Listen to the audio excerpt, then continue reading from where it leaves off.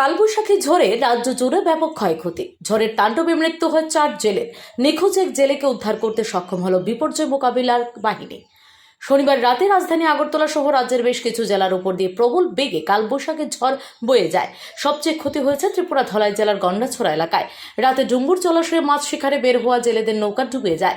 এলাকার অন্যান্য জেলারা জানান, রাতে ঝড়ের সময় জেলেরা যে যার মতো করে নিরাপদ স্থানে চলে যায়। এদের মধ্যে 4 জন জেলে লেকের মাঝে ভাসমান ঘরে আশ্রয় নেয়। সকালবেলা অন্য জেলেরা বাড়ি ফিরে গেলেও তারা বাড়ি ফেরেনি। একথা শুনে অন্য জেলেদের সন্দেহ হয়। তখন তারা খোঁজ খবর নিতে শুরু করেন।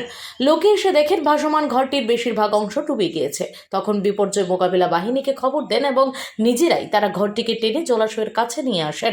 বহু খোঁজাখুঁজির পর একজন জেলের মৃতদেহ উদ্ধার করা হয়। ধারণা করা হচ্ছে বাকিরা লেকের নিচে তলিয়ে গিয়েছে। তাদের উদ্ধারের চেষ্টা চালাচ্ছে। নিখোঁজ 4 জেলের নাম যথাক্রমে হরি দাস, বয়স 45 বছর, প্রদীপ দাস, বয়স 46 বছর, জ্যোতিষ মল্লিক, বয়স 50 বছর এবং সঞ্জিত নন্দী, বয়স 53 বছর। এর মধ্যে রবিবার দুপুর পর্যন্ত নিখোঁজ হরিদাসের মৃতদেহ উদ্ধার করা সম্ভব হয়েছে।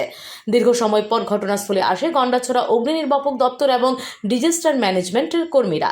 স্থানীয় জেলেদের সাথে তারাও উদ্ধার কাজে হাত লাগায়। এদিকে কালবৈশাখী ঝড়ে রাজধানী আগরতলার ইন্দ্রনগর চৌধুরী টিলা এলাকায় ব্যাপক ক্ষয়ক্ষতি হয়। ঘূর্ণিঝড়ে বিদ্যুতের পিলার সহ বিদ্যুতের তার ছিঁড়ে লণ্ডভণ্ড হয়ে যায়।